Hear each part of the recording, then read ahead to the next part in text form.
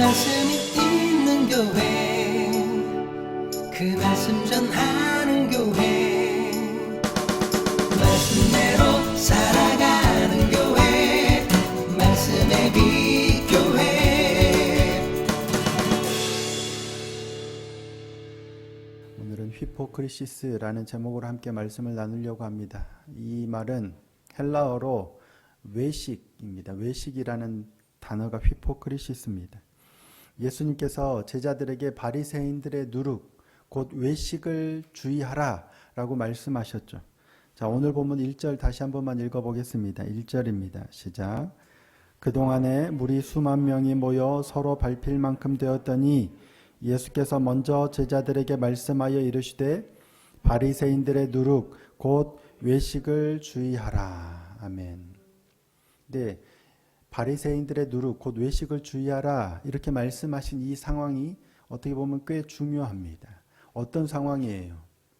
수많은 사람들, 오늘 본문에서는 수만 명이 모여서 서로 발이 밟힐 만큼 많은 사람들이 모였어요. 그런데 왜 이렇게 됐느냐? 그 맨 앞에를 보시면 그동안에입니다.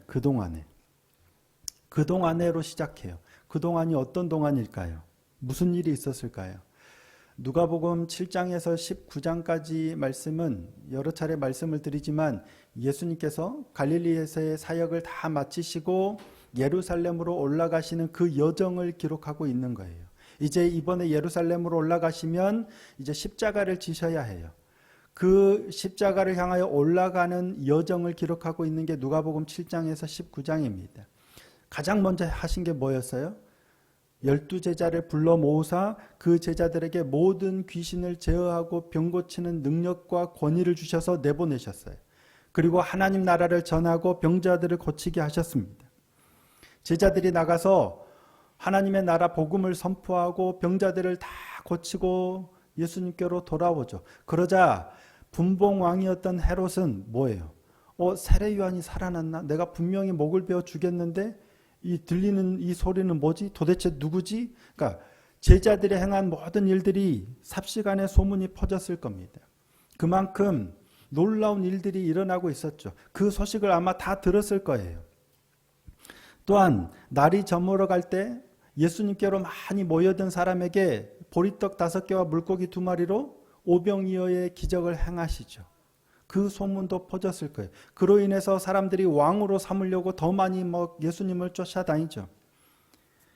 그 후에 70명의 제자들을 또 한 번 보내셨죠. 둘씩 짝을 지어서 제자들을 내보내서 하나님의 나라를 전하게 하시고 병자들을 고치게 하셨어요. 그리고 말 못하게 하는 귀신도 쫓아내셨죠. 이와 같은 여러 일들이 있었어요. 그리고 그런 일들 가운데 바리새인들과 서기관들을 꾸짖고 책망하시는 장면들이 기록되어 있습니다. 그 동안이 지금 이런 일들이에요. 그러니까 예수님께서 제자들을 예루살렘으로 올라가시면서 제자들을 통해서 여러 번 하나님 나라를 전하셨고 그 소문이 삽시간에 온 마을에 퍼졌고 수많은 사람들이 몰려왔고 바리새인들과 서기관들도 몰려와서 이가 메시아인가 아닌가 분별하고 논쟁하기 위해서 수많은 사람들이 몰린 그 상황이에요.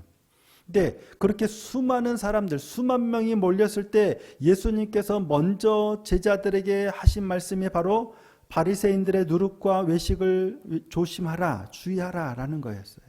근데 먼저 누구에게 말했어요? 제자들에게 말씀하셨어요. 근데 누가복음 12장은 오늘 우리가 읽은 본문이 포함된 본장은 특별히 예수님께서 무리와 제자들을 구분해서 여러 차례 말씀하고 계세요.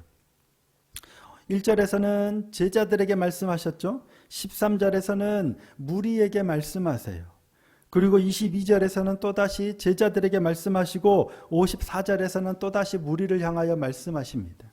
그러니까 분명 예수님께서는 온 무리를 향해서도 말씀하시지만 제자들에게 따로 말씀하시는 경우도 있어요. 근데 오늘 말씀은 먼저 제자들에게 말씀하셨어요. 근데 이때의 먼저는 무리에게 말씀하시기 전에 먼저 제자들에게 말씀하셨다는 의미로 볼 수도 있지만 그보다는 또 다른 의미의 먼저가 아닐까 싶습니다. 이 먼저로 번역된 프로톤이라는 말은 프로토스, 기본형이 프로토스이거든요. 이 말은 시간적으로 먼저를 의미하기도 하지만 우선적으로 중요한, 그러니까 특별히 강조해서 말씀하신 거예요.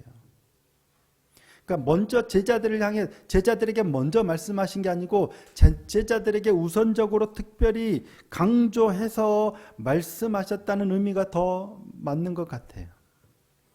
그러면 예수님께서 수많은 사람들이 소식과 소문을 듣고 몰려들어서 얼마나 밀려들었으면 발이 밟힐 만큼 미어 터졌겠죠. 그런 상황에서 예수님께서 특별히 우선적으로 강조해서 제자들에게 하신 말씀이 뭐라고요? 바리새인들의 누룩, 곧 외식을 조심하라, 주의하라 라는 말씀이었어요. 왜 그러셨을까요? 사람들이 몰려들고 사람들이 인정하고 사람들이 이처럼 나를 알아줄 때 가장 조심해야 될 게 바로 외식이기 때문이 아닐까 싶습니다. 우리가 가장 빠지기 쉬운 함정이 바로 이 외식입니다. 예수님께서는 바리새인들이 행하고 있는 위선, 곧 외식, 이것을 누룩에 비유해서 말씀하십니다. 근데 누룩이 지니고 있는 대표적인 특징이 여러 가지가 있겠지만 대표적으로 한 3가지만 언급하면 부패성입니다. 첫째는 부패. 누룩은 첫째로 부패성입니다. 누룩은 뭐예요? 발효시키는 거죠. 시간이 지나면 발효가 돼요. 근데 문제는 뭐냐면 시간이 점점 정해진 어느 정도의 시간을 지나면 금방 부패해요. 그래서 냄새가 나고 나쁜 냄새가 나고 부패하는 게 성질입니다. 첫 번째 성질입니다. 두 번째 누룩의 특성은 이 파급력입니다. 파급성이, 전염성이, 이 전파력이 굉장히 강하다는 거예요. 적은 누룩이 온 반죽을 이렇게 부풀게 하죠. 그만큼 바리새인들의 외식이 별거 아닌 것 같지만 곁에 있으면 지금 오미크론도 파급력이 강하지만 그보다 훨씬 더해요. 근처에 있기만 하면 바로 그냥 다 그만큼 무서운 게 누룩입니다. 또한 3번째는 누룩은 그냥 보면 겉으로 보면 잘 표가 안 나요. 부풀었는데 왜 부풀었는지 몰라요. 하지만 열을 가하면 결국 그 속성이 드러난다고 합니다. 그래서 외식은 아무리 겉으로 이렇게 위장하고 있으면 잘 분별하지 못해요. 하지만 마지막 때가 되면 하나님의 말씀이 심판대 앞에 서면 어떤 잣대를 들이대면 드러날 수밖에 없어요. 그래서 오늘 본문 2절, 3절에서 2절에서도 말씀하죠. 감추인 것이 드러나지 않을 것이 없고 숨긴 것이 알려지지 않을 것이 없나니. 결국은 드러나게 돼 있다는 거예요. 이러한 속성은 누룩이 외식으로 번역된 휘포크리시스와 동일한 의미를 지녔음을 보여주는 겁니다. 그러니까 예수님께서는 외식, 휘포크리시스를 가장 잘 당시 사람들에게 이해시키는 비유로 누룩을 사용하신 겁니다. 본래 이 휘포크리시스라는 말은 이 배우가 무대에서 연기하는 것을 가리키는 말이라고 합니다. 가면을 쓰다 이런 뜻이겠죠. 따라서 외식이라는 것은 나의 본 모습을 감춘 채 가면을 쓰고 거짓된, 위장된, 위선의 모습을 보이는 걸 외식이라고 할 수 있습니다. 그러니까 누룩은 이에 대해서 가장 좋은 상징이 되는 거죠. 근데 외식은 사람들이 많아질 때 아주 자연적으로, 자연스럽게 나타나는 현상이 바로 이 외식입니다. 왜요? 사람들을 의식하기 때문입니다. 사람들의 시선, 사람들의 평가를 의식하고 두려워하게 됩니다. 물론 사람들을 의식하지 않을 수 없죠. 어느 정도는 의식해야 합니다. 아무 사람을 전혀 의식하지 않으면 독불장군이 되거나 아나무인이 되거나 하겠죠. 당연히 어느 정도는 사람을 의식해야 돼요. 하지만 의식하되 겉과 속이 일치해야 합니다. 문제는 외식은 의식하되 겉과 속이 일치하지 않는 거예요. 속은 시꺼먼데 겉은 깨끗한 척. 속은 전혀 아닌데 속은 안 그런 척. 속은 아닌데 겉은 안 그런 척. 괜찮은 척, 거룩한 척, 경건한 척, 하나님의 영광을 위한 척. 이게 바로 외식입니다. 따라서 외식의 특징이 뭐냐면 껍데기만 신경 쓴다는 거예요. 보여지는 데만 신경을 써요. 예수님께서 그런 바리새인들의 외식을 적나라하게 책망하시죠. 자, 누가복음 11장 39절입니다. 함께 한번 읽어보겠습니다. 시작. 주께서 이르시되 너희 바리새인은 지금 잔과 대접의 겉은 깨끗이 하나 너희 속에는 탐욕과 악독이 가득하도다. 겉은 아주 깨끗하게 닦아서 거룩한 척 경건한 척 하나님만 위하는 척하고 있지만 속에는 탐욕과 악독이 가득하다는 거예요. 그러면서 그들의 대표적인 외식에 대해서 여러 가지를 지적하시죠. 바리새인들에 대해서 세 가지, 서기관들에 대해서 세 가지 화 있을진저 지적하세요. 자, 바리새인들에 대한 대표적인 지적입니다. 누가복음 11장 42절 말씀입니다. 화 있을진저 너희 바리새인이여 너희가 박하와 운양과 모든 채소의 11조는 들이되 공의와 하나님께 대한 사랑은 버리는도다. 그러나 이것도 행하고 저것도 버리지 말아야 할지니라. 하나님께 11조를 드리는 게 나쁜 게 아니죠. 당연히 행하라죠. 이것도 행하고 저것도 버리지 말라고 하셨어요. 근데 어떠냐면 100만 원을 벌었으면 10만 원 이게 아니고 100원짜리 하나를 수입을 주었어도 10원짜리 하나까지 11조를 철저하게 계산해서 하는데 문제는 그 행위 자체가 나쁜 게 아니라 정작 그렇게 철저하게 하는 것처럼 하면서도 정작 중요한 공의와 하나님께 대한 사랑은 버리는 거예요. 그러자 한 율법교사가 예수님께 따지죠. 선생님, 이렇게 말씀하신 건 우리까지 모욕함입니다 라고 하자 예수님께서 그러한 서기관들을 향해서 또한 책망하시죠. 누가복음 11장 46절입니다. 이르시되 화 있을진저 또 너희 율법교사여 지기 어려운 짐을 사람에게 지우고 너희는 한 손가락도 이 짐에 대지 않는도다. 겉으로는 거룩한 척 경건한 척 온갖 포문 다 잡고 말은 정말 번드르르 해요. 입만 열면 할렐루야 하나님의 영광을 위하여 하지만 실상은 전혀 그 말씀대로 살지 않는 거예요. 그 속은 온갖 탐욕과 악독으로 가득해요. 사람에게 잘 보여지기 위해서 겉은 드러나는 것은 아름답게 꾸미지만 실상 그 본심은 전혀 그렇지 못합니다. 제가 어디 가서 그냥 삶을 살아가면 사람들이 제가 교회 다니는지 알까요? 모를까요?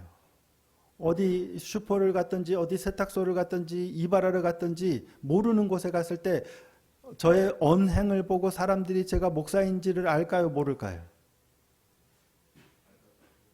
알까요? 이마에 제가 목사 이렇게 써졌나요? 사람들이 저의 어떤 그런 말투나, 그러니까 제가 어떤 신앙적인 용어를 안 쓰고 그냥 일상에서 말투나 이렇게 행동이나 이런 걸 통해서 사람들이 제가 목사라는 것을 아니면 그리스도인이라는 것을 아는 게 과연 좋을까요? 나쁠까요? 어떻게 생각하십니까? 좋을 수도 있고 나쁠 수도 있는 것 같습니다. 어떤 의미에서는 좋은 거고 어떻게 보면 별로 안 좋은 걸 수도 있어요. 이게 정답은 없는 것 같은데 그런 것 같습니다. 그게 외식이 되면 당연히 안 좋은 거겠지만 그게 아니고 뭔지 모르게 묻어나는 그런 게 있다면 당연히 좋은 거겠죠. 그러니까 보여지기도 해야 되지만 어떻게 보면 보여지려고 하면 되게 어려운 것 같아요. 근데 문제는 아름답게 보여지기 위해서 꾸며낸 거라는 거예요. 속은 전혀 안 그러는데 이게 바로 외식이죠. 이게 히포크리시스라고 하셨어요. 근데 예수님께서 말씀하시는 것이 뭐냐면 사람을 두려워하지 말고 하나님을 두려워하라고 말씀하세요. 사람을 의식하지 말고 하나님을 의식하라는 말씀이에요. 외식은 하나님을 의식하지 않고 사람을 의식하기 때문에 나타나는 거라는 말씀이에요.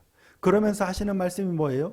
참새 5마리도 2아사리온에 팔리지 아니하느냐. 그러니까 이 모든 것도 참새가 팔리는 것도 하나님의 경영 안에 있다는 거예요. 하물며 너희는 얼마나 귀중하냐는 거예요. 자, 오늘 보면 7절 말씀입니다.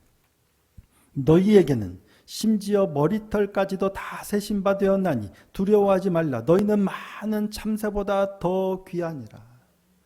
그러니까 참새 한 마리도 하나님이 허락하지 않으시면 떨어지지 않아요. 근데 너희는 머리털까지 다 그만큼 하나님이 다 바라보고 계시고 지키시고 보호하시고 섭리 가운데 인도하신다는 얘기예요. 그러니까 사람 두려워하지 말라는 말씀이에요. 그러면서 무슨 말씀을 하세요? 사람 앞에서 나를 시인하면 나도 하나님의 사자 앞에서 시인하고 부인하면 나도 부인하리라 말씀하시죠. 자, 8절 9절 말씀입니다. 8절 9절 함께 읽어보겠습니다. 시작. 내가 또한 너희에게 말하노니 누구든지 사람 앞에서 나를 시인하면 인자도 하나님의 사자들 앞에서 그를 시인할 것이요 사람 앞에서 나를 부인하는 자는 하나님의 사자들 앞에서 부인을 당하리라. 사람 앞에서 주님을 시인한다는 게 뭘까요? 사람 앞에서 주님을 부인하는 게 뭘까요? 당시의 배경에서는 그리고 예수님께서 말씀하신 게 뭐냐면 누구든지 말로 인자를 거역하면 사하심을 받으려니와 성령을 모독하는 자는 사하심을 받지 못하리라. 많은 신약학자들이 이걸 성령을 모독하는 걸 뭘로 이해하고 있냐면 배교예요. 그러니까 신앙을 버리는 거예요. 죽음의 위협 앞에서 어떤 자기 삶의 위협 앞에서 배교하는 거예요. 근데 사람들 앞에서 나는 주님을 인정하겠다. 죽어도 좋다. 직업을 뺏겨도 좋다. 모든 걸 빼앗겨도 좋다. 나는 주님을 인정하겠다. 당시에는 이러한 거였어요. 죽음의 위협 앞에서 예수님을 시인할 것인가 부인할 것인가의 문제였어요. 근데 오늘 우리는 어때요? 그런 일들이 우리나라에도 있을 수 있지만 경우가 많이 달라졌겠죠. 여러분, 배교까지는 아닐 것 같아요. 오늘 우리에게 있어서는 사람을 더 의식하느냐 하나님을 더 의식하느냐의 문제가 배교와는 상관이 없이 우리의 일상에서 일어나는 거예요. 이스라엘의 초대 왕이었죠. 사울왕. 하나님께서 사울왕에게 아말렉을 진멸하라라고 명령을 하십니다. 아말렉이 이스라엘 백성이 출애굽, 그러니까 애굽에서 나왔을 때 홍해를 건너고 가나안으로 가는 과정 가운데 지친 이스라엘의 꼬리를 붙들고 공격했던 악한 세력이 아말렉이에요. 그래서 하나님께서는 이 아말렉을 진멸하라고 하세요. 여호수아가 모세는 산에 올라가서 손을 들고 아론과 훌이 막 바치고 손이 올라가면 이스라엘이고 손이 내려가면 이스라엘이 지는 그 전쟁이 바로 아말렉과의 전쟁이에요. 하나님께서는 그러한 아말렉을 진멸하라고 사울왕에게 명령하셨어요. 사울왕이 진멸합니까? 안 합니까? 안 하죠. 하나님의 약속을 말씀하셨네요. 모세가 아말렉과의 전쟁을 이기고 제단을 쌓고 그 이름을 여호와 니시, 여호와는 나의 깃발, 나의 승리, 이런 표현이죠. 자, 출애굽기 17장 15절 16절입니다. 모세가 제단을 쌓고 그 이름을 여호와 니시라 하고 이르되 여호와께서 맹세하시기를 여호와가 아말렉과 더불어 대도로 싸우리라 하셨다 하였더라. 그래서 아말렉을 진멸하라라고 명령하신 거예요. 진멸이 뭐예요? 다 죽이는 거예요. 그러니까 하나도 남김없이 다 죽이는 게 진멸이에요. 하지만 사울은 진멸하지 않고 좋은 건 남겨둡니다. 자, 사무엘상 15장 9절입니다. 사울과 백성이 아각과 그의 양과 소의 가장 좋은 것 또는 기름진 것과 어린 양과 모든 좋은 것을 남기고 진멸하기를 즐겨 아니하고 가치 없고 하찮은 것은 진멸하니라. 하나님께서는 분명히 모든 것을 다 진멸하라고 하셨는데 뭐예요? 좋은 것은 진멸하기를 즐겨 아니하고 남겨놓고 가치 없고 하찮은 것만 진멸한 거예요. 그래서 하나님께서는 사무엘에게 내가 사울을 왕으로 세운 걸 후회한다. 그래서 사무엘이 사울을 찾아갑니다. 찾아온 사무엘을 보고 사울이 뭐라고 합니까? 내가 여호와의 말씀에 순종하였나이다 라고 합니다. 자, 사무엘상 15장 13절입니다. 사무엘이 사울에게 이른즉 사울이 그에게 이르되 원하건대 당신은 여호와께 복을 받으소서. 내가 여호와의 명령을 행하였나이다. 무슨 말이에요? 하나님께서 명령하신 대로 내가 아말렉을 진멸하였나이다 라고 하고 있는 거예요. 사무엘이 자기를 책망하러 오는, 왕의 자리에서 쫓겨났다 책망하러 오는 사무엘을 보고 반갑습니다. 내가 여호와의 명령대로 행하였습니다 라고 하는 거예요. 그러자 사무엘이 뭐라고 합니까? 그러면 내 귀에 들려오는 양의 소리와 소의 소리가 무엇이냐? 그러자 잘못했다 회개하는 게 아니고 오히려 변명합니다. 뭐라고 변명합니까? 백성이, 나는 아닌데 백성이 하나님께 제사 드리려고 남겨둔 거라는 거예요. 그리고 나머지는 진멸했다는 거예요. 사울이 왜 그랬다는 거예요? 자, 사무엘상 15장 24절입니다. 함께 한 번만 읽어보겠습니다. 사무엘상 15장 24절 시작. 사울이 사무엘에게 이르되 내가 범죄하였나이다. 내가 여호와의 명령과 당신의 말씀을 어긴 것은 내가 백성을 두려워하여 그들의 말을 청종하였음이니이다. 사울이 하나님의 말씀을 순종하지 않은 이유가 뭐예요? 백성을 두려워하여 그들의 말을 청종한 거예요. 사람을 의식하고 사람을 두려워한 거예요. 하나님의 말씀을 순종하지 않은 게 사람을 의식하고 사람을 두려워했어요. 근데 사실은 그보다 앞서서 19절에 뭐라고 말씀하냐면 그의 탐욕 때문이에요. 타락해서 그래요. 사실 사울이 백성을 두려워해서 그런 게 아니고요. 자신의 탐욕 때문입니다. 그런데 변명은 백성을 두려워하여 사람들 때문에 그랬다라고 변명하는 거예요. 사람을 의식하고 겉으로는 사람을 의식하는 것, 근데 속은 사울의 본심이 뭐냐면 탐심입니다. 이게 위선이고 이게 외식입니다. 안에는 탐심이 가득해서 겉으로는 사람들을 의식해서 겉은 번지르르하게 꾸미는 거예요. 이게 전형적인 외식의 모습이에요. 하나님을 의식하면 속도 경건하면 겉은 자연히 깨끗해지는 거예요. 이게 주님의 말씀이잖아요. 교회를 세습하는 일, 화려한 교회 건물을 엄청나게 돈을 들여서 건축하는 일, 무엇 때문에 할까요? 하나님을 위한 일이라고 합니다. 그렇죠? 나 잘 먹고 잘 살려고 그렇게 한다고 하는 사람 본 적이 없습니다. 들은 적도 없습니다. 교회를 위하여 큰 무거운 짐을 지겠다, 하나님을 위하여 한다고 하지 자신들을 위하여 한다고 하는 사람은 없습니다. 하지만 그 일의 본심이 어디에 있을까요? 그러면 그 사람들은, 그런데 문제는 나는 어떤가예요.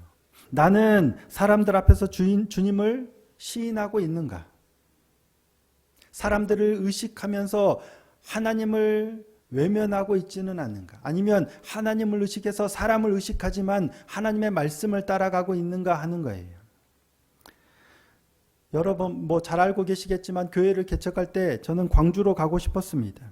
광주가 고향이기도 하고 그곳에 가면 함께 할 수 있는 사람들도 있을 것 같았습니다. 어쩌면 지금도 가면 함께 할 수 있는 사람이 있을 것 같기도 합니다.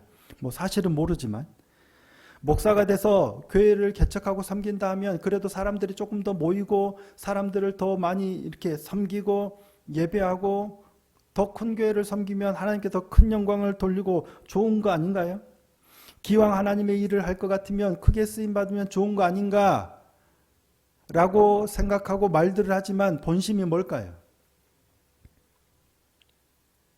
그 안에 감추인 본심이 뭘까 하는 거예요. 저도 제 안에 돌아보는 거예요. 가면 어떻게 보면 지금 이제 2년이 다 돼 가는데 우리 교회의 이 모습하고 만약에 광주로 가면 제 본심이 뭘까요? 가고 싶은 본심이 뭘까요? 지 본심을 왜 우리한테 물어보냐 이런 거예요? 나의 어떻게 보면 하나님의 교회를 하고 하나님을 위한다고 하면서 사실은 저의 탐심, 내가 바라는 것, 내가 원하는 것 조금 더 이렇게 그런 나의 욕심이고 탐심이 자리하고 있는 거더라고요. 그런데 이게 쉽게 없어지지 않습니다. 끊임없이 저를 자극해요. 그래서 그렇게 막 하고 싶고 유혹하고, 근데 하나님은 분명하게 하나님이 명하신 길이 어딘지를 알거든요. 감사한 건 다행히 아직까지는 그 자리를 지키고 있다는 게 너무 감사합니다. 나의 탐심, 나의 바램, 내가 원하는 이익이나 성공이 아니라 하나님의 말씀을 따르기로 선택하는 것, 그것이 사람들 앞에서 주님을 시인하는 게 아닐까 싶습니다. 하나님의 말씀이 무엇인지, 공의와 하나님의 사랑인지, 사랑이 무엇인지 모르지 않습니다. 다 압니다. 어떻게 하는 게 바른 길인지 다 압니다. 그런데 자신의 이익을 위해서 슬며시 눈을 감습니다. 최근에 만났던 어떤 청년이 물어보더라고요. 방역 6인이에요. 그런데 마치 전혀 모르는 것처럼 따로 들어가면 그게 맞는 거냐고 물어보더라고요. 뭐가 맞는지 몰라서 물어보냐고 제가 반문했습니다. 우리는 다 알아요. 맞고 틀리는 건 다 알아요. 근데 잘 안 지켜지죠. 그런 작은 것 하나도 안 지켜지는데 큰 이득이 생긴다면, 50억이 주어진다면 여러분 어떻게 하죠? 믿음대로 나는 정직을 지키리라 사람들 앞에서 주님을 시인할까요? 아니면 살짝 눈 감고 나중에 교회 가서 회개하고 11조 드리면 되지? 어떤 사람이 많을까요? 자신할 수 없는 것 같아요. 100만 원 정도라면 저도 그래 할 수 있을지 모르겠지만 1억만 돼도 흔들릴 것 같습니다. 사업상 집사님도 계시지만 사업상 접대를 해야 되는 자리 안 하면 사업이 이게 안 돼요. 남들은 다 해. 하지만 사람들 앞에서 주님을 시인하기 위해서 안 하는 거예요. 사업이 안 될 수도 있어. 하지만 그게 바로 하나님을 의지하고 하나님을 신뢰하는 거예요. 그게 주님을 시인하는 게 아닐까 싶습니다. 저와 여러분이 우리의 본심을 조금 더 돌아보고, 우리는 누구나 다 마찬가지인 것 같아요. 뭐가 옳은지는 알아요. 그런데 나의 이 본심이 탐욕 때문에, 나의 욕심 때문에 자꾸만 손으로 주님을 가리고 자꾸만 그 탐심을 따라가려고 하는 게 우리의 거의 죄된 본성이 아닌가 싶습니다. 저와 여러분이 외식하지 않았으면 좋겠습니다. 나 스스로에게도 위선자가 되지 않는, 다른 사람에게 외식하는 건 차치하고라도 나 스스로에게 위선자가 되지 않았으면 좋겠습니다. 그래서 이익이 아니라 비록 손해를 본다 할지라도 정직하게 하나님의 말씀을 따라서 순종하며 나가는 참된 믿음의 삶, 믿음의 사람이 되기를 소원하고 축복합니다. 늘 말씀드리지만 말씀 앞에 계속 나를 노출시키지 않으면 이 결단이 실천이 잘 안 된다는 거예요. 그래서 오늘 또 이제 2년, 3년 차 이제 곧 접어들 텐데 더욱더 늘 말씀을 읽고 듣고 묵상하는 자리에 머물고 그 말씀을 붙들고 기도함으로 나의 탐심을, 나를 이끌어가려는 탐심을 이겨내는 순수함으로, 정직함으로 하나님의 말씀을 따라 순종하는 참된 믿음의 삶이 될 수 있기를 예수님의 이름으로 축복합니다.